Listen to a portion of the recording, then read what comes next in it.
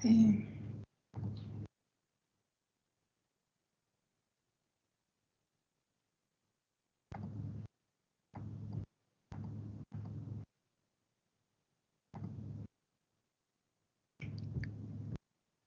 la ven?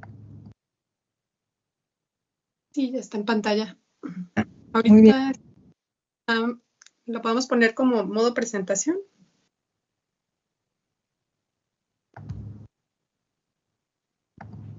Sí, muchas gracias.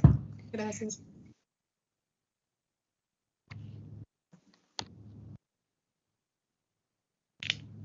Bueno, pues bienvenidas y bienvenidos a este seminario permanente de estudios de opinión Patricia Andrade del CID.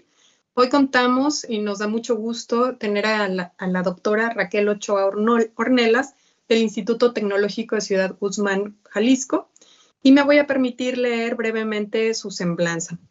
La doctora es docente en la carrera de Ingeniería Informática en el Instituto Tecnológico de Ciudad Guzmán, Jalisco. Imparte materias de desarrollo e implementación de sistemas de información en la web, sistemas integrales de información y programación avanzada de dispositivos móviles. Ha participado en el desarrollo de diferentes plataformas web para el Tecnológico Nacional de México y además ha asesorado a estudiantes en proyectos de innovación tecnológica en el diseño de software para empresas de la región sur de Jalisco. Nuevamente, bienvenida, doctora. Nos va a dar mucho gusto escucharla el día de hoy. Adelante. Sí, muchas gracias por la invitación. Buenas tardes a todos. El tema de la conferencia es entre la transparencia y manipulación. Retos éticos del uso de ciencia de datos en la medición de la opinión pública en México. Bueno, sabemos que la opinión pública es un valor muy importante, ¿verdad?, para tomar decisiones y necesitamos saber cómo se modela, qué predice, cuáles son las fuentes, porque muchas veces esa información que es tan valiosa es manipulada. La ciencia de datos es un espejo de la sociedad o un arma de influencia, entonces tenemos que ser muy cuidadosos en el uso que se le da a los datos, la fuente de dónde se recaban y la manera en que se manipula a través de la ciencia de datos o de la inteligencia artificial. Según la línea del tiempo, las encuestas pues surgen a partir de 1940 con la Segunda Guerra Mundial y nacen a través de una encuesta manual, ¿verdad? Uso de encuestas presenciales, algunas telefónicas o a través de muestreos en la población. Se recolectaba manualmente esa información y se procesaban de manera estadística a través de algún modelo estadístico.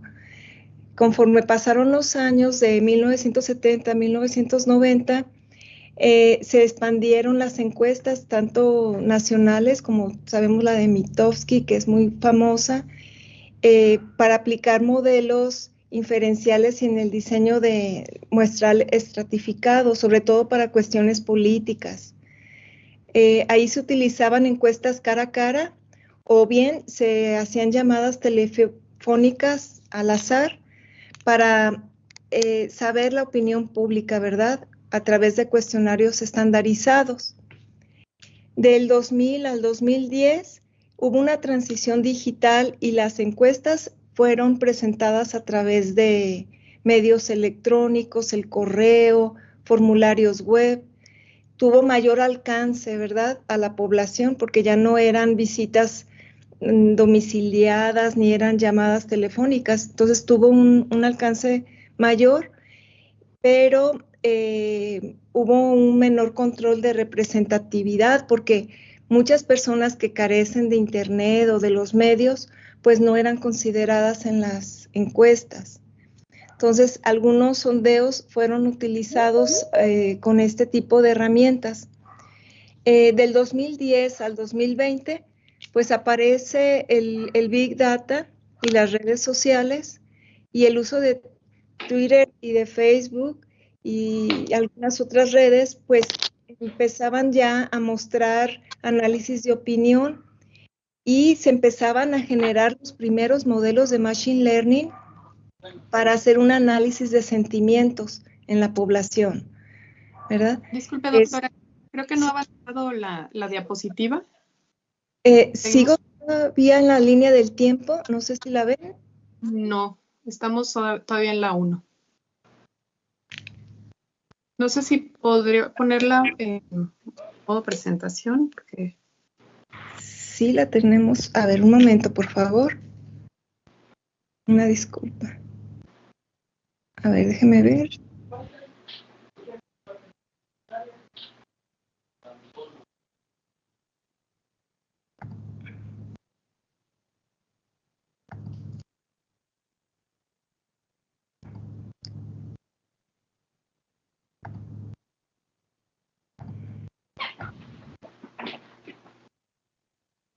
A ver, no sé si ya se ve que avanzo. Ahí está perfecto. Gracias. No me percaté, perdón. Bueno, como les comentaba, pues ha sido la evolución, sobre todo en estos últimos 10 años, pues muy importante porque aparecieron los primeros modelos de Machine Learning para analizar sentimientos de la población, pero al mismo tiempo, pues hubo muchos riesgos o existen muchos riesgos de manipulación algorítmica y también de los bots. Entonces, es muy importante que no haya alguna tendencia, algún sesgo, que las fuentes de información sean pues confiables, porque al aparecer los modelos pues nos dan una predicción muy exacta, ¿verdad? De lo que va a ser, por ejemplo, una votación de algún presidente, de alguna cuestión política, pero al mismo tiempo tenemos ese riesgo de que se manipulen los datos y que no hagamos un buen uso de los modelos. Del 2020 a la actualidad, pues la ciencia de datos y la inteligencia artificial, pues ha crecido bastante, sobre todo la inteligencia artificial generativa, ¿verdad? Y de esta manera, pues se pueden obtener datos en un instante a un nivel global y al mismo tiempo, pues podemos hacer algún tipo de análisis algorítmico para mostrar transparencia en los datos. Sin embargo, como les comentaba, tenemos que ser muy cuidadosos, sobre todo por el tipo de regulaciones, ¿verdad? Ya que también hay la ley de protección de datos personales, que eso nos puede afectar si no hacemos un buen uso de las fuentes de información. Entonces, el objetivo de la conferencia es más que nada reflexionar sobre los dilemas éticos entre el uso legítimo de datos para la transparencia y su potencial para manipularla a la ciudadanía. Iniciando nuevamente con el eje principal, que es el objetivo de esta plática, es muy importante la opinión pública, ¿verdad? Porque nos guía para tomar decisiones, tanto políticas, económicas o sociales, incluso para una empresa, para la mercadotecnia. Es muy indispensable saber cuál es la opinión de los consumidores. Entonces, este tipo de herramientas, pues, son muy comunes actualmente y muy necesarias para el desarrollo. La evolución que ha tenido la opinión pública y la ciencia de datos en México, como comentábamos, pues tenemos algunas encuestas ya tradicionales que maneja el INEGI, la consulta Mitofsky, el Reforma y algunos análisis que también existen en modelos digitales en las redes sociales. Los algoritmos de la inteligencia artificial y la minería de texto que se hace a través de las búsquedas, ¿verdad? Cuando estamos nosotros localizando algo en Google o en Facebook, nos damos cuenta que de repente esa red social nos empieza a ligar con otras cuestiones relacionadas a nuestros gustos, incluso compras que realicemos o que consultemos, se empiezan a ligar, ¿verdad? A través de propaganda o a través de otros eventos, por ejemplo, en una etapa electoral en alguna población. Entonces, pues en las campañas políticas de México del 2018 al 2024 fue muy utilizado este tipo de encuestas en línea y a través de las redes sociales. Sin embargo, había una microsegmentación en redes, ¿sí? Porque muchas veces llegaba ese tipo de encuestas a cierto grupo de personas y no a la población general. Entonces, este tipo de campañas políticas muchas veces alteran pues el propósito, ¿verdad?, de una predicción de un modelo de inteligencia artificial. Aquí podemos ver, por ejemplo, unos gráficos para ver quién es un candidato preferido, ¿verdad? Utilizando quizás dos fuentes distintas o dos tipos de encuestas diferentes y podemos comparar entre modelos, siempre entre dos o más modelos, cuál es aquel que nos da un resultado más confiable. Aquí, por ejemplo, se están usando 3 modelos distintos, ¿verdad? Y podemos compararlos con los resultados oficiales y contra ellos están nuestros modelos de inteligencia artificial que pueden darnos una aproximación a los resultados. En este caso, también cuando estaban en la etapa electoral con Trump y Biden, también teníamos ahí unas estadísticas que mostraban cuáles eran las preferencias para las elecciones presidenciales del 2020.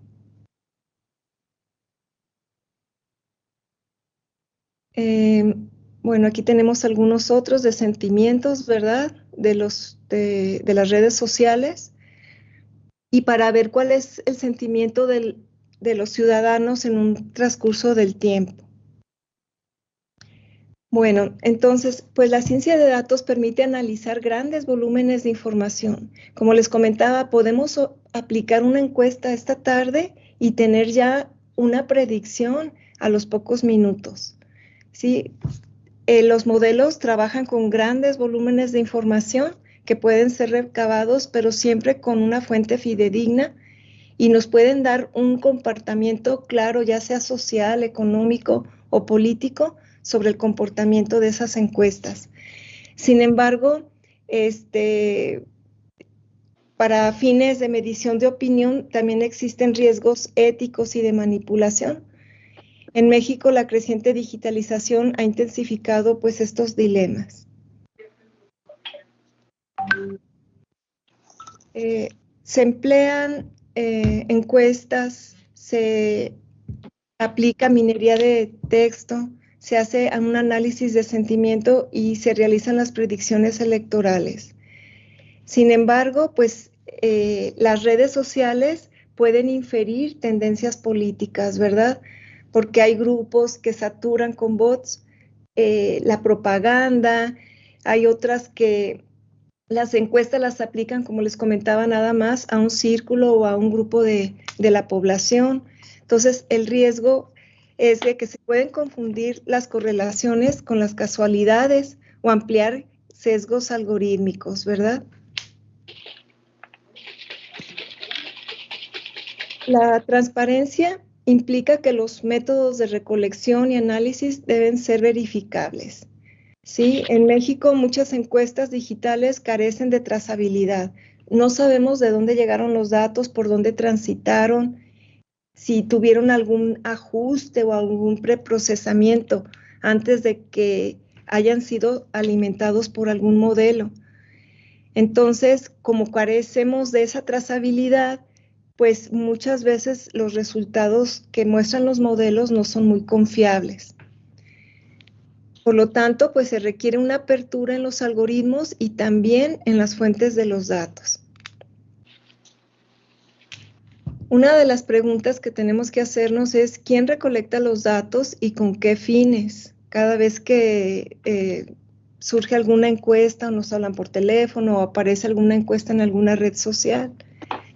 También es importante que las metodologías sean claras, que esas encuestas sean abiertas y que los algoritmos o los modelos que se están utilizando para predecir el futuro no sean algoritmos opacos. También la ciudadanía pues tiene que conocer cómo se construyen los indicadores de opinión pública, porque muchas veces lanzamos alguna pregunta y esa pregunta pues ya es tendenciosa o no es clara y nos puede confundir o llevar a sesgos que el modelo no trabaje correctamente. Esos sesgos a veces son intencionales, ¿verdad? En la recolección o en la interpretación de datos. También el uso de noticias falsas, ¿verdad? La granja de bots también y la publicidad dirigida puede modelar o moldear las percepciones que tienen los ciudadanos o las personas al momento de responder en alguna encuesta. Y pues hemos visto en muchos casos, ¿verdad?, de que esto satura a la población y finalmente las encuestas no son muy confiables.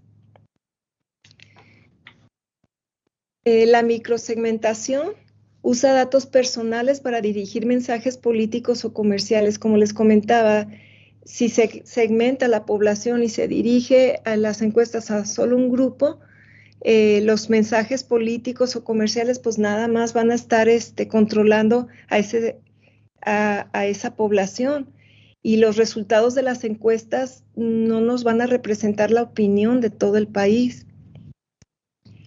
También el uso de los bots y campañas de desinformación en las elecciones latinoamericanas pues también nos pueden generar un falso resultado. Y éticamente es cuestionable su impacto en la autonomía del votante, sí, porque muchas veces se dan resultados todavía antes del conteo y esos resultados pueden ser falsos, ¿verdad? ¿Cuáles son los retos éticos en México? Bueno, que existe ahorita pues una escasa regulación sobre el uso de algoritmos en campañas políticas. Sí, actualmente no hay un medio que permita regular, ¿verdad? Todos pues acabamos de pasar por las elecciones del año pasado y y vimos que era demasiada publicidad, demasiados bots que se generaban en las redes y que eso confundía pues a los votantes. También hay una falta de capacitación ética de analistas de datos. Las personas que se dedican a hacer el análisis estadístico y a implementar los modelos de redes neuronales y de machine learning, muchas veces no tienen esa capacitación ética y manipulan la información a su favor, ¿verdad? Y por otro lado, pues existe una debilidad institucional para fiscalizar prácticas de manipulación digital. No hay una auditoría, no hay un seguimiento, no hay una trazabilidad, ¿verdad? Desde que llega la información a los cuestionarios digitales y cómo se va procesando, no existe una manera de fiscalizar o de auditar esas prácticas de manipulación digital. Otros retos tenemos, por ejemplo, la desconfianza en esas encuestas y en los medios, porque todos percibimos de alguna manera, en algunas ocasiones, la manipulación. También existe una brecha digital porque, como les comentaba, hay zonas rurales donde no están conectados a Internet, donde no tienen los dispositivos necesarios para poder dar una opinión. Y también existe la polarización política amplificada por algoritmos de redes sociales que muchas veces influyen en las opiniones de las personas. Y una débil regulación tecnológica, como les comentaba, frente a una rapidez de la inteligencia artificial y el Big Data.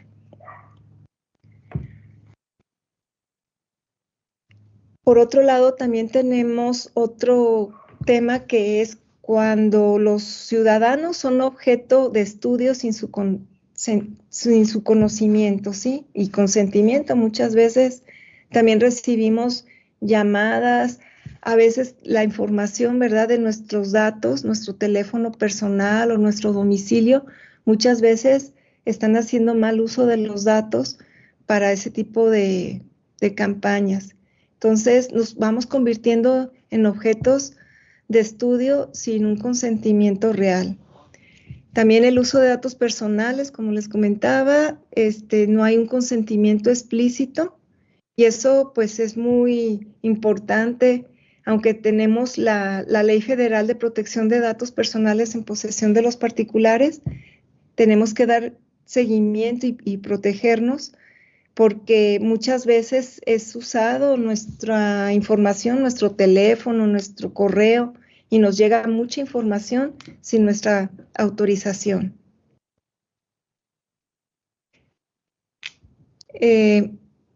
Otro de los principios éticos es de que tenemos que evitar los sesgos y discriminar a grupos, ¿sí? Tenemos que ser justos para cuando estamos aplicando alguna encuesta, ver todo el área, todo el muestreo completo, sin caer en alguna tendencia, ¿verdad? La responsabilidad, pues es porque es importante garantizar la trazabilidad del análisis, ¿sí? Checar hacia atrás y hacia adelante todo el proceso, desde la recaudación de los datos hasta su procesamiento. Y además hay que maximizar el bien público sin comprometer la privacidad, ¿verdad?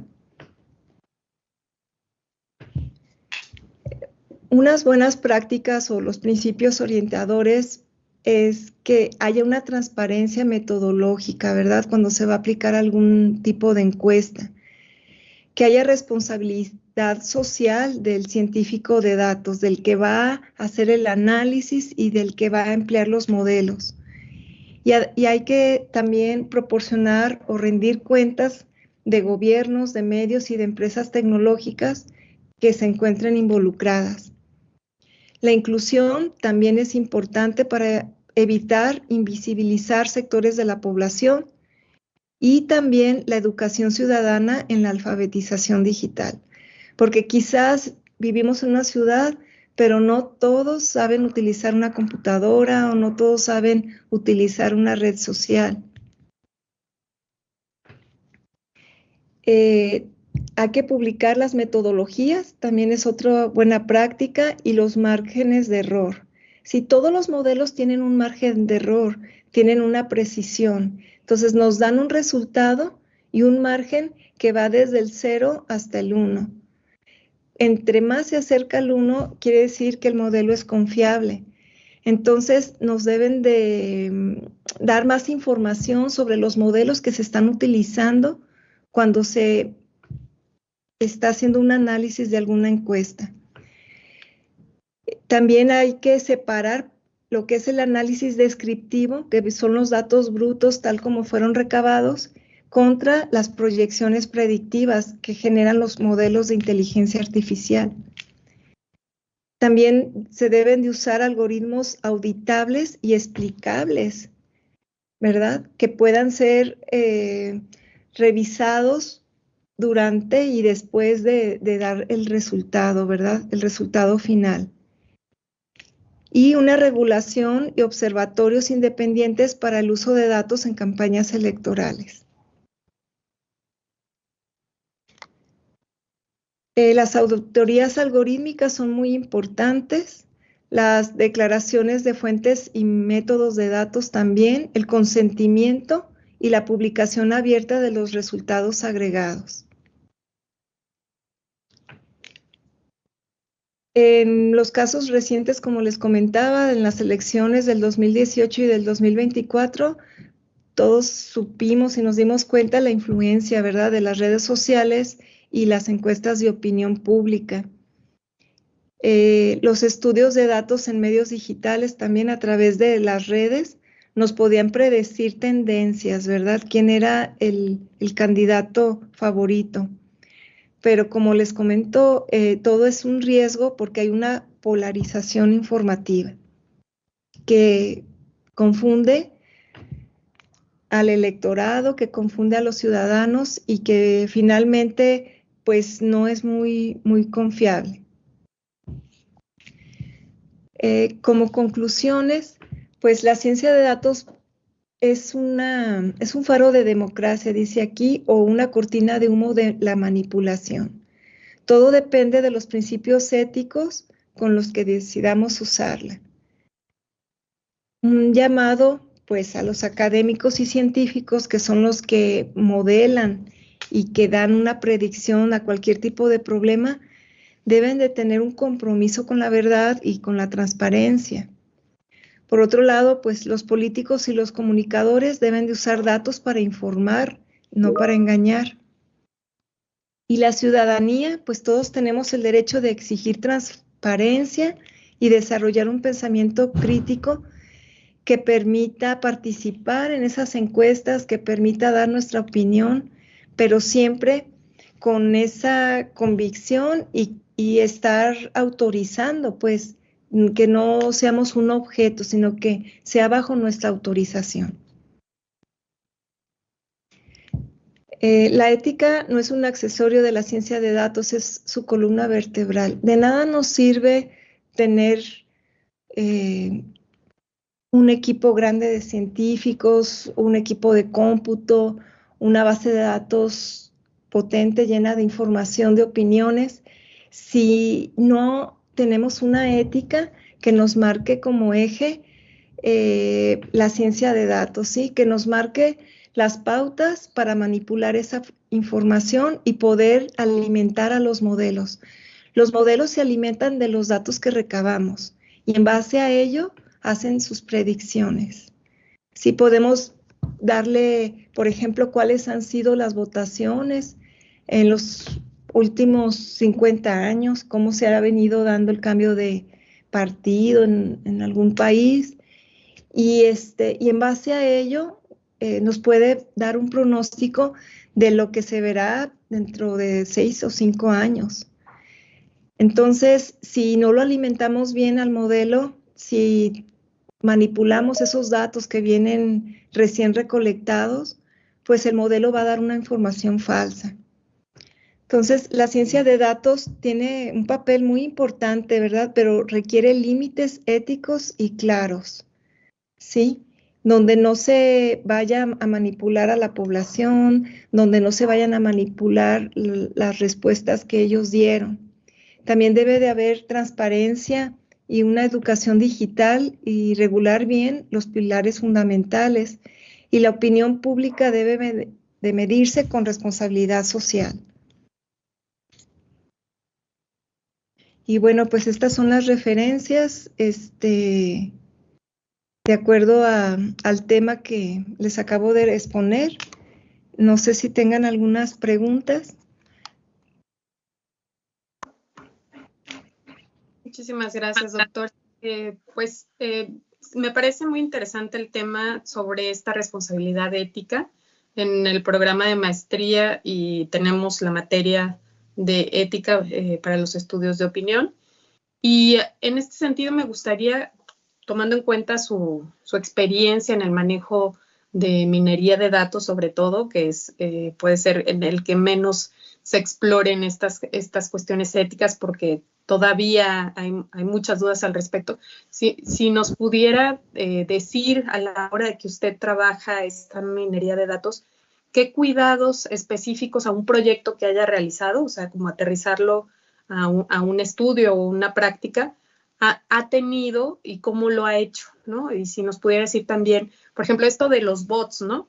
En el tema de identificarlo es todo un reto, si bien hay algunos intentos por identificarlos, al menos que yo tenga conocimiento, creo que todavía sigue siendo un reto. Entonces, ¿cómo nos podría compartir cómo se ha enfrentado usted éticamente a estos retos en alguno de los, no sé, ejercicios, proyectos de investigación que haya tenido al respecto?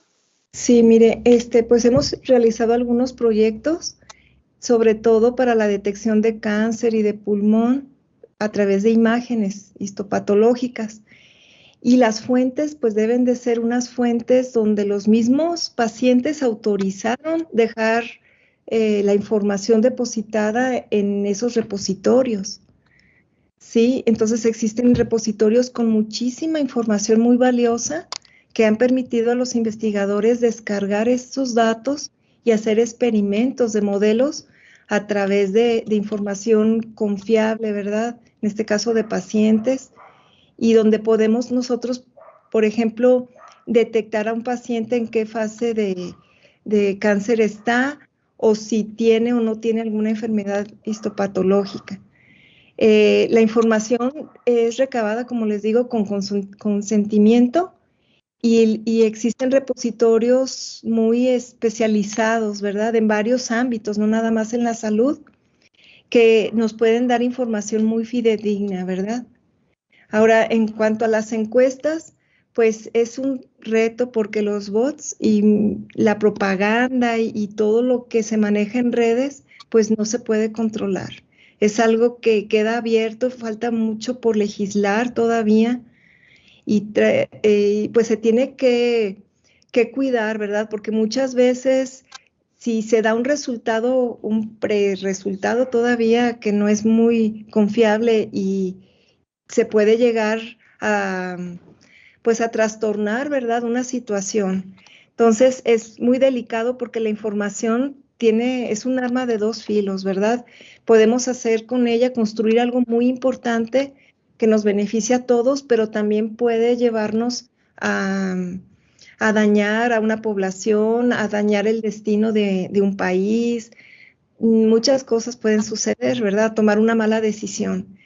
Entonces, difícilmente, mientras no se regularicen esas normas a nivel nacional, sobre todo la protección de datos y la confiabilidad en las encuestas, como vimos, su trazabilidad, pues va a ser muy difícil que podamos avanzar en este tema, ¿sí? La ética, tanto en materia de publicidad, en materia de ciencia de datos, los mismos investigadores que se encargan de hacer esos modelos y de entrenarlos para dar una predicción, muchas veces, si no tienen una ética pues clara, nos van a llevar a tomar decisiones equivocadas. Doctor, usted mencionaba en sus diapositivas el caso de Cambridge Analytica. En este sentido, justamente hablando del manejo de datos, de esta minería de datos, ¿cómo considera que cambiaron las cosas a partir pues, de ese gran escándalo? Pues en Estados Unidos sí han puesto mucha atención, ¿verdad? En Estados Unidos sí existen leyes más duras que han permitido proteger la información y dar una mejor claridad, sobre todo en los procesos de las encuestas, ¿sí? Incluso pues ha habido demandas, ha habido muchas cuestiones en el uso de las redes que se han fincado responsabilidades muy importantes, muy serias, por el mal uso, ¿verdad? Que se le da a la información y por el mal uso que se le da a la publicidad que se utiliza o los datos que la misma red está utilizando sin el consentimiento de los propios ciudadanos, ¿verdad? Como también fue el caso de Facebook. Desde el chat, Cupertino le pregunta, a partir de su expertise, ¿cómo se podría interpretar éticamente los escenarios de las elecciones 2024, donde las casas encuestadoras presentaban a nivel nacional tendencias lejos de la realidad y sobre todo extremos por las personas ganadoras en cada una de ellas? Pues realmente fue muy... Aquí en México carecemos realmente de ese seguimiento y sí fueron muchas complicaciones que se tuvieron con los candidatos, incluso a nivel estatal, a nivel municipal, a nivel nacional, porque realmente los resultados no eran muy, muy parejos en muchos casos, ¿sí? Estaba muy dividida la opinión de los ciudadanos. Y y como no hay un seguimiento legal o formal para dar, distinguir lo que son bots y lo que son publicidad y el manejo que se le dio a toda la información, pues muy difícilmente trascendieron esas denuncias, ¿verdad? Tanto por parte de los propios políticos como por parte de los mismos ciudadanos, porque no existe en México un seguimiento, ¿verdad? Bueno, el INE sí realiza un seguimiento, hay un rigor para las casas encuestadoras que hacen este trabajo en tiempos electorales. Ahí sí hay una regulación. De repente me llama la atención el manejo de lo que tiene que ver con minería de datos y trabajo de Big Data y las encuestas por otro lado. O sea, de repente escucho como si se tratara de lo mismo y son dos cosas y dos metodologías muy, muy, muy diferentes. Las casas encuestadoras en tiempos electorales sí están reguladas y aquí me parece importante intervenir un poco y mencionar que justo la transparencia en el trabajo de las encuestas, de los demoscopistas, que son los encargados de hacer estas encuestas, está justamente en las fichas metodológicas. En la maestría en estudios de opinión hacemos muchas revisiones a lo largo de las clases y buscamos que cuando los chicos consulten alguna base de datos, resultado de alguna encuesta nacional o internacional, se vayan a la ficha metodológica, ¿no? Y un buen trabajo demoscópico tiene que hacer esa chamba, ¿no? O sea, tienes que ver cómo está levantada la muestra, qué características tiene el muestreo, cuáles son el intervalo de confianza, etcétera, etcétera. Cómo están construidos los ítems, a partir de qué. Entonces, creo que es parte de la ética que se tiene o que tiene cualquier trabajo demoscópico y que además sí, afortunadamente en México, sí hay regulaciones en ese sentido. Por supuesto que va a haber casas encuestadoras que se van a saltar todo eso, ¿no? Pero las casas encuestadoras serias pues tienen que seguir también estos lineamientos y esa transparencia en la ficha metodológica, ¿no? Sí, sí existen pues varias casas encuestadoras en México de prestigio. Sin embargo, pues en el tema de los bots, ahí es donde yo me refería, es muy difícil dar un seguimiento. Sí, en ese tipo de cuestiones que muchas veces pueden perjudicar la opinión de una persona. Bueno, no su opinión, sino que pueden generar información falsa, ¿verdad? Porque pues contestan de manera automática los cuestionarios y no se trata de una persona, ¿verdad? Se trata de un software que está actuando como persona. Entonces, en ese tipo de detalles todavía nos hace falta mucho recorrido aquí en México, ¿sí? Pero pues, realmente sí existen casas encuestadoras de prestigio, ¿verdad? Que pueden llevar un seguimiento ético y metodológico correcto, ¿verdad?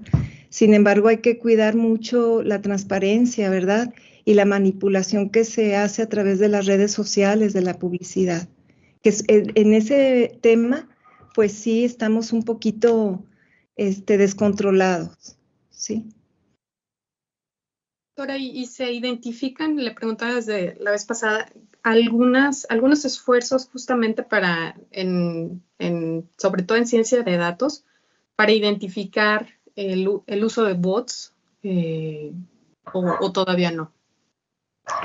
Sí existen algunos algoritmos que pueden detectar cuando un correo o una opinión es inválida y pueden darnos una estadística, ¿verdad? Pero es muy difícil cuando las fuentes son de diferentes orígenes y de esta manera se descontrola de alguna manera el recabar y el analizar cada una de las respuestas de los encuestados, ¿sí? Pero sí hay manera de detectar, porque de repente podemos analizar un cuestionario con un modelo de Machine Learning y detectar el origen, desde dónde están mandando esas respuestas, por ejemplo. ¿sí? Pero sí se hace un poquito complicado. No sé si alguien tenga más preguntas para la doctora.